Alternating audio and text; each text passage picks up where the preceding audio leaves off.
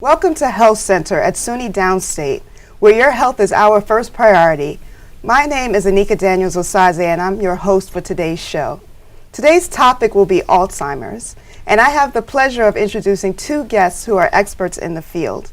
Our first guest is Dr. Alejandro Ivan Hernandez, who is an assistant professor in pathology here in the graduate school at S.U.N.Y Downstate Medical Center. He received his PhD here at Downstate and also did his postdoctorate work at Columbia University. Our next guest is Dr. Everton Prosper, who is the Director of Geriatric Fellowship Programs here at S.U.N.Y Downstate, who received his medical degree at New York University School of Medicine and his MPH here at S.U.N.Y Downstate. I'd like to welcome both of you on the show and to thank you for being here. Well, thank you. And thanks for having us. Thanks. So my first question to you is, what exactly is Alzheimer's? I believe many people tend to confuse it with dementia or think that it's one and the same. So if you could, and we'll start with you, Dr. Prosper, if you could tell us the difference between Alzheimer's and dementia. Well, just a quick background. Alzheimer's dementia is actually named after a German physician, Dr. Alois Alzheimer's, back in the early 1900s. He was one of the first physicians to actually care for a patient with Alzheimer's. What Alzheimer's dementia is, it's a chronic, progressive, degenerative form of brain disease where the cells of the brain are actually affected. There are key features to Alzheimer's. One of the key features is the loss in short-term memory. That eventually progresses to include the loss of all memory, including long-term memory.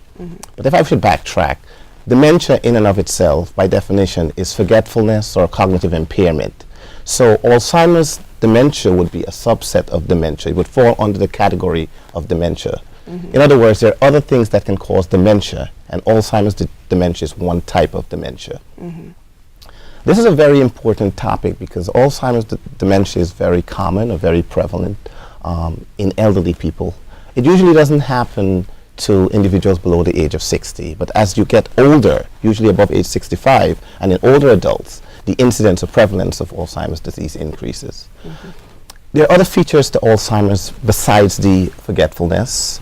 Other features can include a deterioration to the point where it starts to affect the way you think. So it affects your thinking process. It can affect your orientation. It can affect your personality. So individuals or patients with Alzheimer's can have changes in their mood, the way they do things, the way they manage their skills, the way they manage their resources. So there are a whole constellation of signs and symptoms that are associated with Alzheimer's disease. And this can also progress to include behavioral symptoms.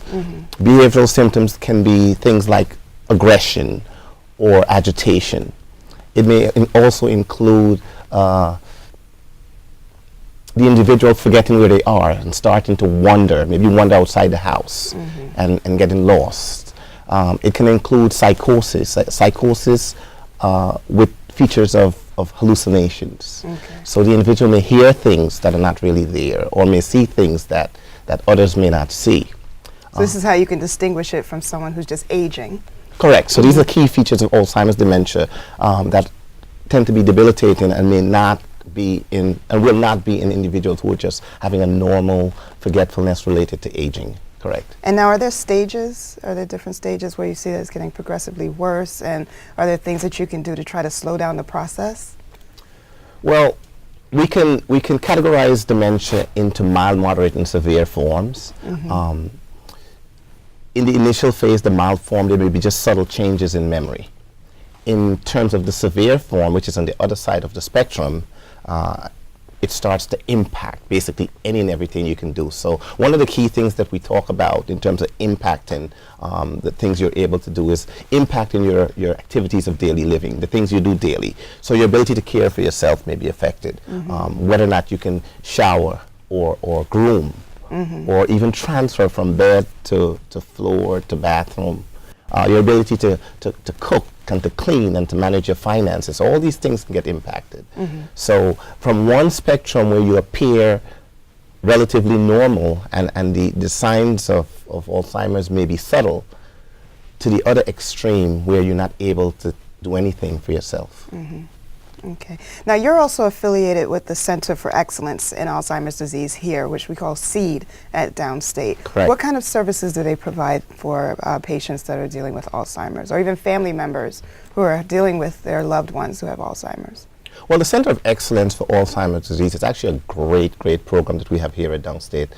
And one of the great things about it is that it incorporates a multidisciplinary approach to taking care of patients, particularly elderly patients who have forgetfulness, cognitive impairment, and dementia. And one of the things I think is important to mention is that patients who are suspected of having dementia should have a comprehensive assessment. Okay, and that is important because there are other things that can actually cause forgetfulness, cause memory impairment, cause dementia. And some of those things are treatable and actually reversible. The great thing about this Center for Excellence with Alzheimer's Disease, we have case managers, we have social workers, we have psychiatrists, we have geriatric psychiatrists. They're able to do an assessment to determine whether or not this is actually Alzheimer's dementia or is something else going on. So for instance, depression, clinical depression, can have components of forgetfulness and can be masked as dementia. We would want to exclude that and actually treat that, which is very treatable. Other things, and this is where I come into play as a clinician and as a geriatric medicine clinician, to identify things or conditions that are reversible, such as vitamin B12 deficiency, which can lead to forgetfulness, such as certain infectious process that can lead to forgetfulness, such as hypothyroidism, a low thyroid, an underactive thyroid. So some of these things we're able to tease out to examine and explore and determine, is this some sort of reversible medical condition or is it truly Alzheimer's dementia? Okay. And Dr. Hernandez, so as a scientist, your focus is on functions and alterations in long-term memory. So can you talk a little bit about the research that you've been doing in the area of Alzheimer's? Well, basically, I have two different kind of research that are from the clinical part, and a third one that is basic science. And the basic science first is basically try to understand how memory works, how memory can become from short-term to long-term memory. Okay, we are focusing on what the genes do. What is the function of the genes? What particular genes are necessary for memories to become consolidated, become long-term, okay, become solidified. And from the clinical point of view, we are having two different lines of research. The first one is trying to look for markers, okay, markers for diagnosis of Alzheimer's. Okay. They are very important because we're trying to look for early markers, okay. So how to identify it at an early stage. Exactly, because that is very important, because you can take an approach of how to treat the person before they have late stages of Alzheimer's. And the second part is to identify, we are working with drugs that might activate the cells, okay, the brain cells, okay, in order to overcome the memory loss in Alzheimer's. So my understanding then, two different research projects. One is to how do we identify early enough so we could treat the patient more effectively. Yes, and the second one, what kind of drugs that we can produce to be able to try to, beyond just slowing down the process, because we already have drugs to slow them down, but how to actually eventually cure Alzheimer's. And you're saying that the possible cure could be something that's based on where the memory loss is, or? Yeah, it's basically, try to use drugs that can activate the cells, okay? And in that way, cognition is going to be recovered. Okay. So that's the basic line. We have some research data that provide us to understand that the drug has memory enhancement, okay, in animals. We are in early stages, we still have a way to go, okay, but that is promising, right? We need to go and see side effect of the drugs and basically later on try to see if we can go after clinical trials. And how far do you think we are from a cure for Alzheimer's? Hard to say. There are many different approaches, okay, in this moment that people are using, okay. Some of them, for example, require stem cell research, in which they are trying to use stem cells, okay, and to implant it in the brain and try to recover neuronal loss, okay, and activation of those to allow memory to be recovered. So these are cells that are damaged that you're trying to regrow in a certain In my case, yes. In the stem cell cases, is actually to put stem cells that are going to be able to develop into neurons, and they are going to be replacing the already lost neurons in the brain. But that's very early stages. People don't know what is going to happen with those particular line of research or approaches. So how do we test for Alzheimer's now? I mean, we don't have an early diagnosis, but what do we do now when we're trying to determine if a patient has Alzheimer's? And this is for either one of you.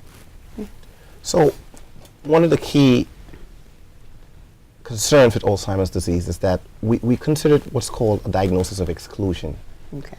And that's primarily because there's no single test presently that can identify Alzheimer's disease definitively. Okay, so one of the things we do in clinical practice is, and we do a comprehensive evaluation and assessment of the patient, is we look for other underlying reasons why a patient may have Alzheimer's or forgetfulness or memory impairment. And some of those things I mentioned earlier, abnormalities in the thyroid function or the vitamin B12 deficiency, other reversible things, maybe depression. This is one of the great things about the Center for Excellence in Alzheimer's Disease. I have a little card good. here. Great. Okay?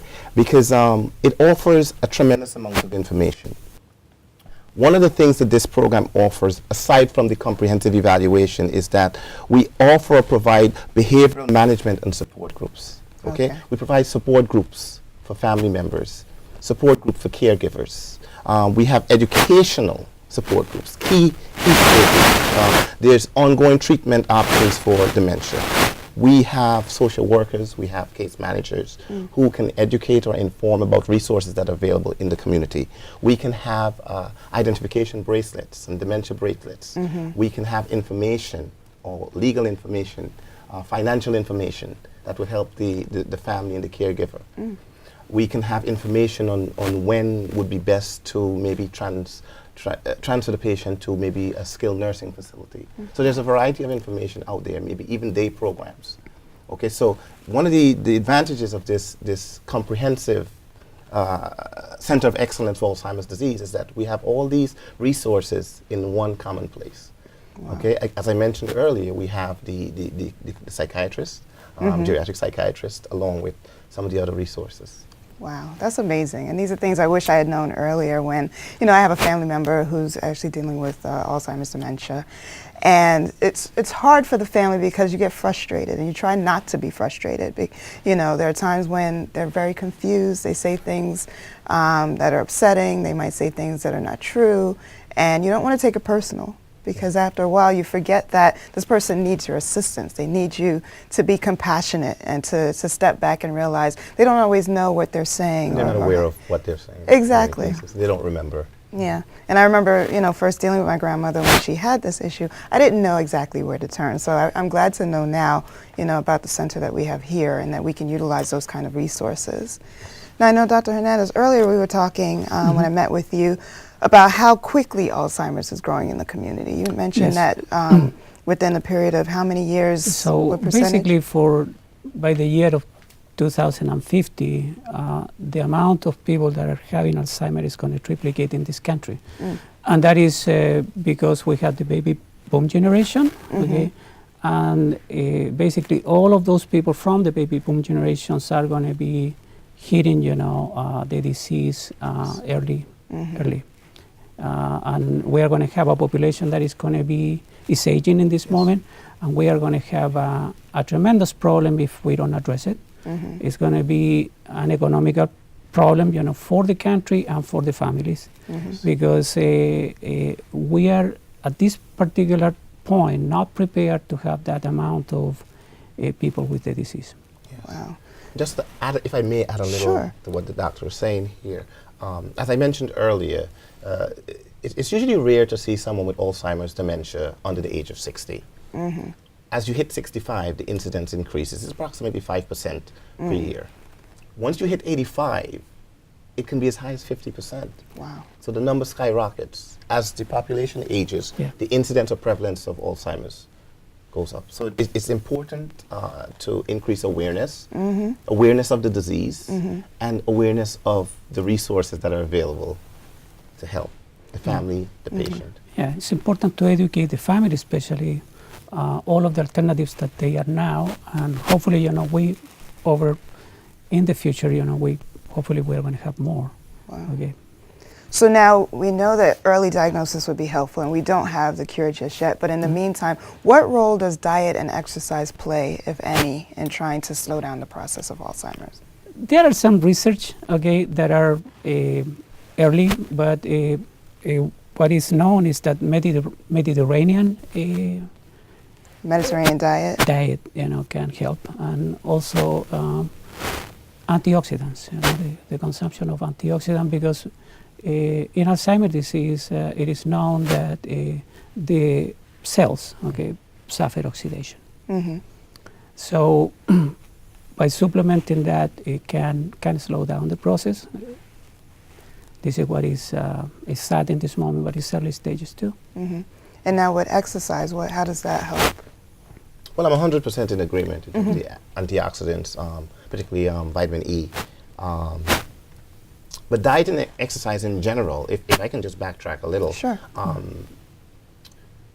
Alzheimer's dementia is believed accounts for the greatest percentage of dementia. But also, we have to keep in mind that it can be a mixed picture. There are other factors that can contribute to dementia. So it may not exclusively be Alzheimer's dementia.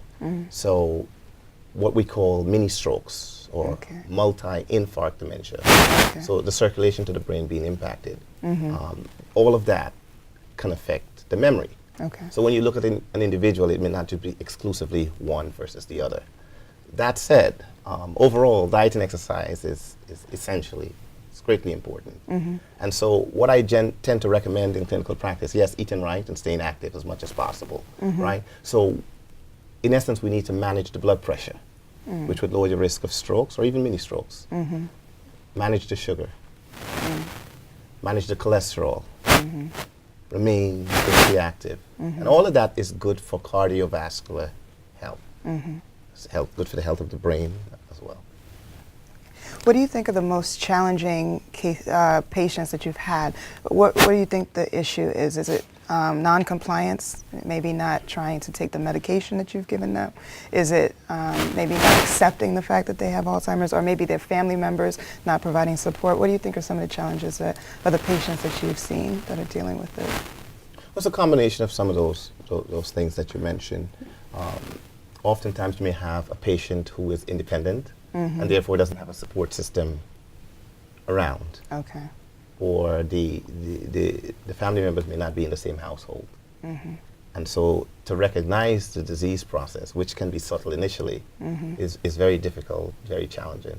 The patient may not be aware of it. Not necessarily denial, but may not be aware of it. Yeah. Right? So those are some challenges. So it comes back to a need for education. It comes back to a need as a whole, as a community, to increase awareness regarding the disease, and then to increase awareness regarding the resources available for early detection, if I may say, early detection. So we talked about what we can do in terms of exercise and in terms of diet, but what about mental stimulation? What can we do with the mind to help people dealing with Alzheimer's? Are there any kind of games or anything they can do? Yes, absolutely. I think it's very important to keep the mind busy. So, for example, they can do puzzles like the Sudoku or any of the other puzzles where they try to look for words and or math. Okay, it is very important in the overall try to keep as much as possible your mind busy. So as long as you keep yourself active and you're doing something, that's the best way to try to slow down the process or to deal with the issue. Yeah, being active. Good. Mentally. And now you mentioned a lot of resources at SEED, at the Center for Excellence in Alzheimer's Disease, for families.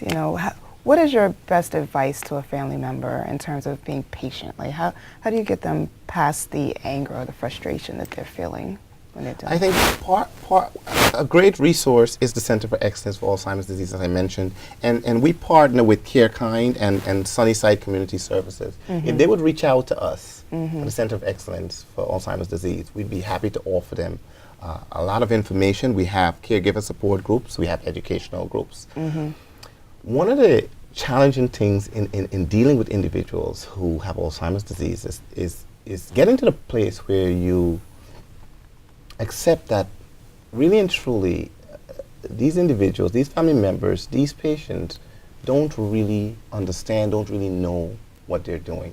And so from that perspective, it demands an extra degree of compassion, okay, an extra degree of sensitivity,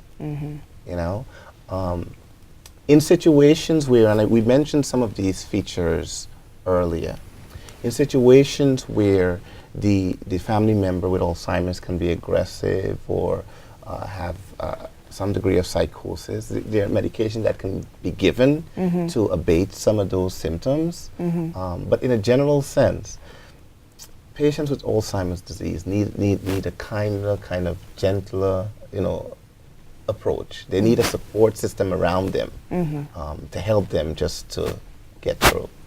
And now, where is the center located? I know there are several satellite locations. There's one in Bay Ridge, I believe. Right. Is there one physically here in East Flatbush? Yeah, so the main headquarters here at S.U.N.Y Downstate University Hospital of Brooklyn. It's 450 Clarkson Avenue. And it's on the 5th floor, that's specific. So we can reach out at 718-270-2003. That's 718-270-2003. And we'd be happy to give additional information and directions. Great, thank you. And now in terms of research, what else do you think that we could be doing? What other areas can we enhance our work here at Downstate to try to combat this? Aside from finding a cure. Well, no, I think it's important, for example, to do networking. Basically, I'm happy to be in this conversation because I believe if we have a better communication between us, we can work in a better way and try to cure Alzheimer's. Yes. So we can try and do more in terms of trying to combine the research that we're doing here with the clinical work that we're doing. Absolutely. That's the main reason that I wanted to have the both of you on the show, because there's so many different aspects to look at this disease. What are we doing at the bedside with the patient? What are we doing with the families? And then what are we doing behind the scenes? Most people don't realize S.U.N.Y Downstate is a large institution with 5 colleges. We're trying to deal with it from all different perspectives, and I think this is probably the best way to do it, to try to have collaborative medicine, collaborative science. What do you think the community what else should they know? What other kind of resources do we want to offer to them? I know you mentioned earlier there's an Alzheimer's Association. Yeah, in Alzheimer's Association, they can go to that website. Okay, there is a lot of information that is basics, is accessible and people can understand. Okay, there is a way how to explain the disease, what are the main symptoms. Okay, they also talk a little bit about the therapies that are in this moment available and the future therapies. And in general, is basic information about what disease is and what are the research that is happening right now in order to try to cure the disease. Wow. Thank you both so much. Thank you, Dr. Hernandez. Thank you, Dr. Prosper, for being here and to share this knowledge with us. And thank you to our audience for being here and allowing us to give you this information. So if there's anything else that you'd like to know about Alzheimer's, if there's any more information that you'd like to receive, please visit our website at S.U.N.Y Downstate. Look at the Center for Excellence in Alzheimer's Disease here at Downstate, as well as the website for the Alzheimer's Association, which is www.alz.org. Any other information that you'd like, please visit our website here at www.downstate.edu, and we have a plethora of information on several topics, not just Alzheimer's, but other diseases that you may be dealing with at home. So we look forward to having future shows with you. If you have any questions, reach out to us, and take care, stay healthy, and we look forward to seeing you again soon.